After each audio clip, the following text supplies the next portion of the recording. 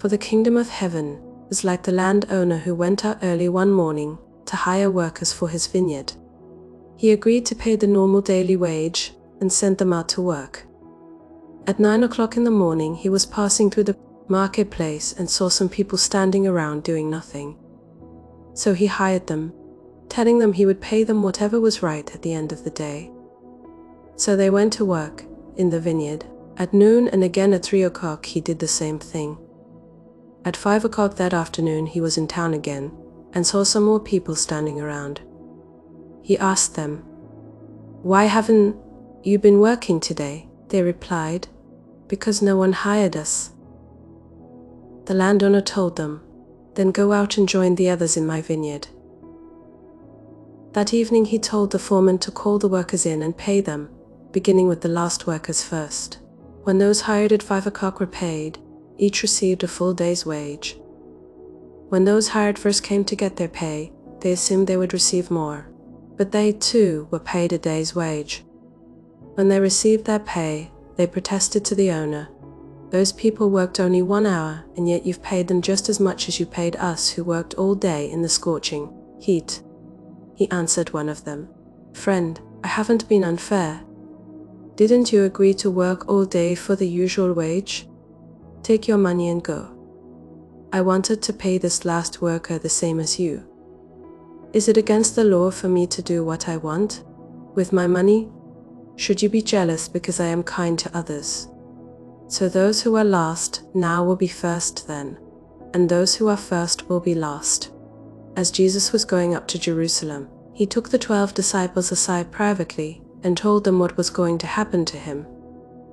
"Listen," he said, "we're going up to Jerusalem, where the Son of Man will be betrayed to the leading priests and the teachers of religious law. They will sentence him to die.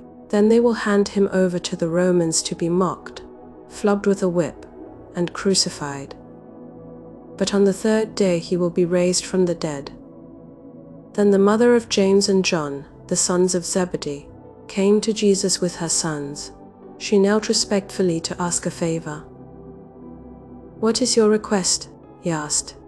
She replied, "In your kingdom, please let my 2 sons sit in places of honor next to you, one on your right and the other on your left."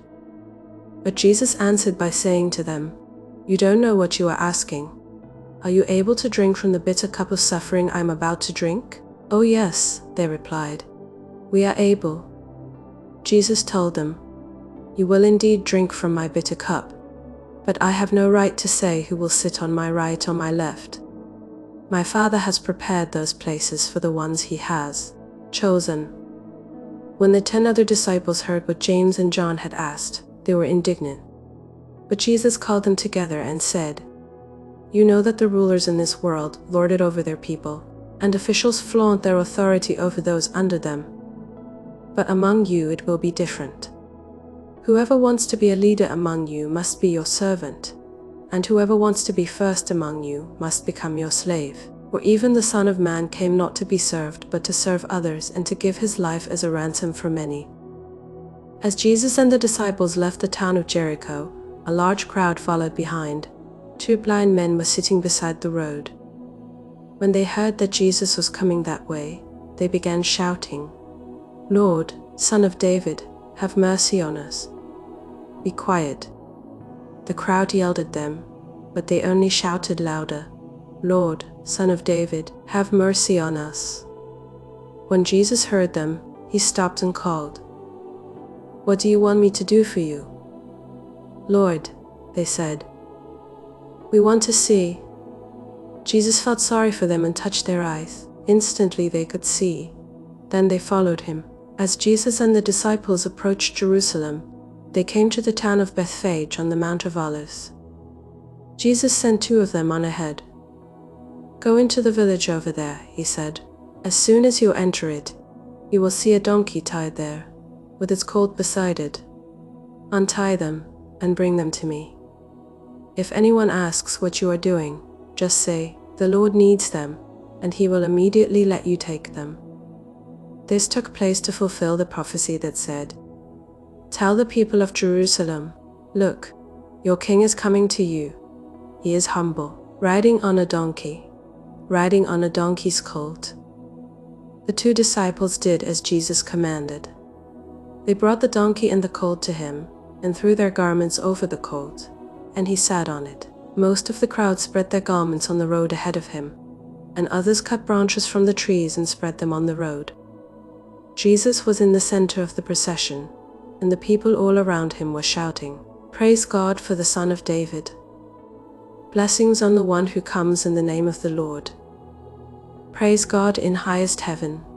The entire city of Jerusalem was in an uproar as he entered. "Who is this?" they asked, and the crowds replied, "It's Jesus, the prophet from Nazareth in Galilee."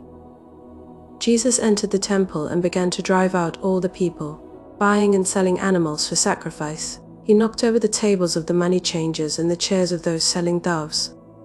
He said to them, "The scriptures declare, 'My temple will be called a house of prayer,' but you have turned it into a den of thieves." The blind and the lame came to him in the temple, and he healed them. The leading priests and the teachers of religious law saw these wonderful miracles, and heard even the children in the temple shouting, "Praise God for the Son of David." But the leaders were indignant. They asked Jesus, "Do you hear what these children are saying?" "Yes," Jesus replied. "Haven't you ever read the scriptures?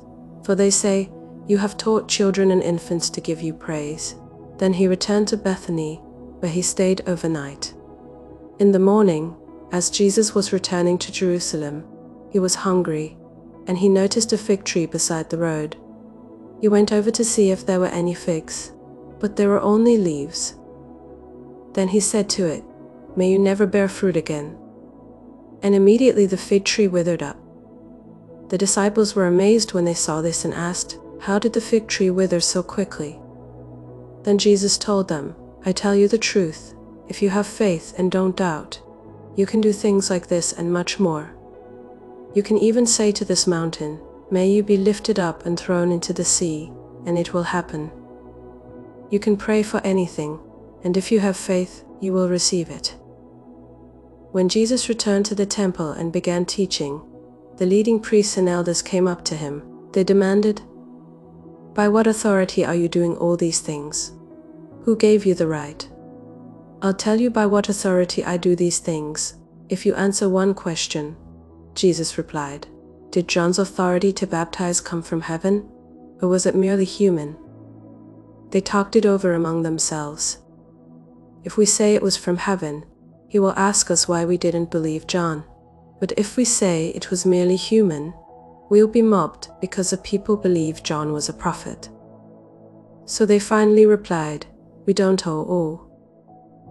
And Jesus responded, "Then I won't tell you by what authority I do these things.